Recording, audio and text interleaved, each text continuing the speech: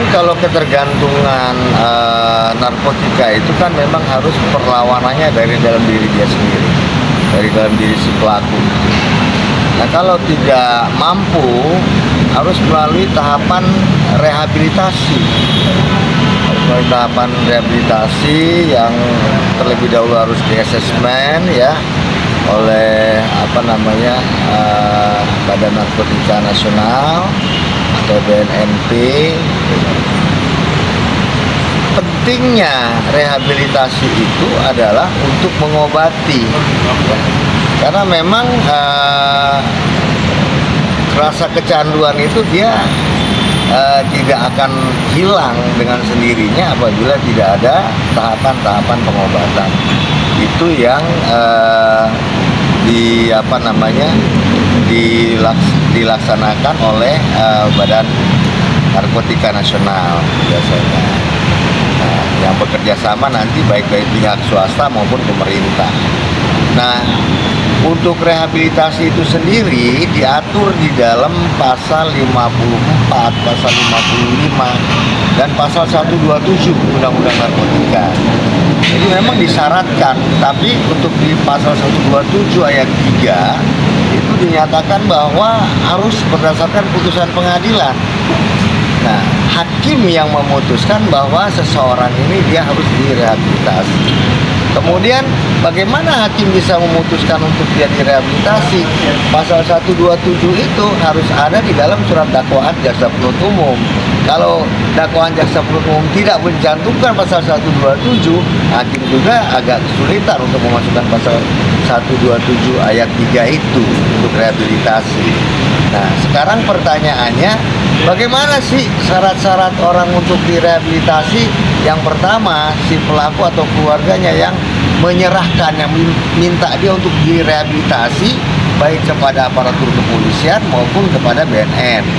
Ya, bukan apabila dia tertangkap. Berbeda tuh.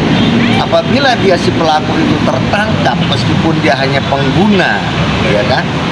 Meskipun dia hanya pengguna, apabila dia tertangkap, baik tertangkap tangan maupun hasil pengembangan, itu memang biasanya harus diproses secara hukum. Kita lihat kalau yang di awal-awal itu tidak ada rehabilitasinya, berarti ya belum ada pengobatan dong. Nah, misalnya pada saat tertangkap pertama tidak dilakukan rehab, tapi langsung diproses hukum, langsung ditahan, menjalani masa penahanan, ya keluar lagi kan tidak menjamin, tidak ada pengobatan terhadap diri dia, itu berarti kegagalan total. Pasti dia akan melakukan lagi. Ya kan? Rehabilitasi itu kan tujuannya untuk pengobatan. Diobati seseorang itu agar dia bisa normal kembali. Kalau masalah kasusnya Ibra Azhari itu kita lihat sudah pernah dilaksanakan rehab belum? Kalau sudah pernah dilaksanakan rehab 2 kali dan akhirnya dia berbalik lagi, nah itu kemungkinan besar ya bergantung hakim sih nanti bisa direhab lagi atau dijatuhi hukuman pidana. Hukumannya di atas 7 tahun itu.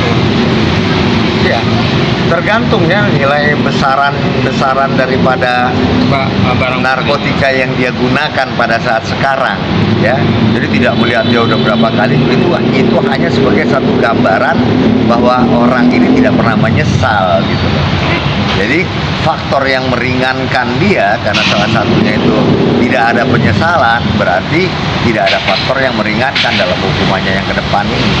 Rehab itu ada tahapan-tahapan, ada waktunya juga. Nanti yang menentukan rehab selesai atau belum itu adalah dokter yang bersangkutan.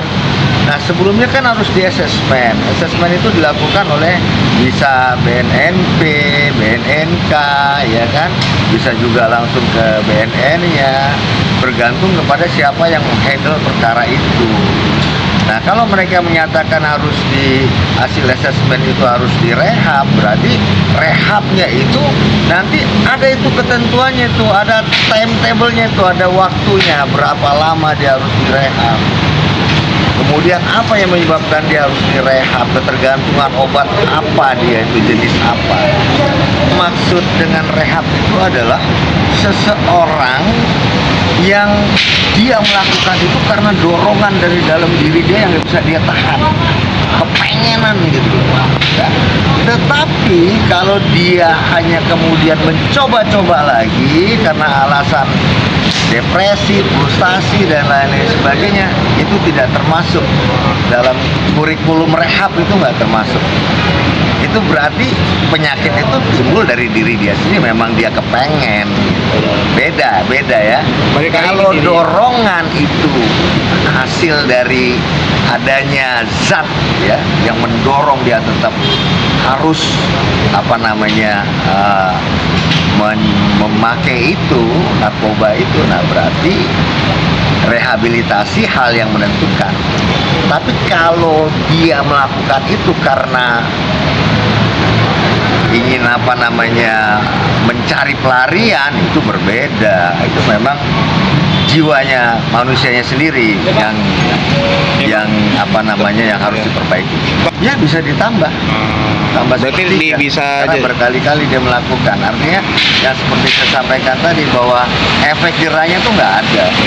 Residivis itu kan orang yang berkali-kali melakukan tindak pidana kriminal, ya kan. Kalau pengguna ini kan dia pemakai, pengguna, penikmat istilahnya.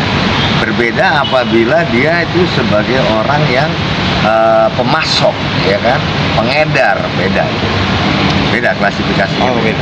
Undang-undang itu sudah mensyaratkan ya, undang-undang sudah mensyaratkan untuk rehabilitasi.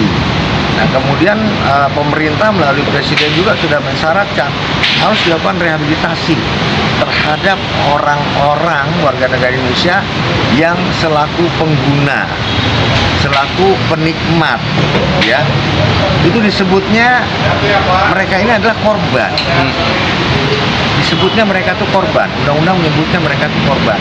Nah, korban inilah yang harus diselamatkan. Ya kan? Jangan sampai korban bertambah banyak sehingga pemasok narkotika itu merasa nyaman dia di Indonesia. Oleh karena itu diselamatkan korbannya ini agar tidak lagi ketergantungan dengan narkotika.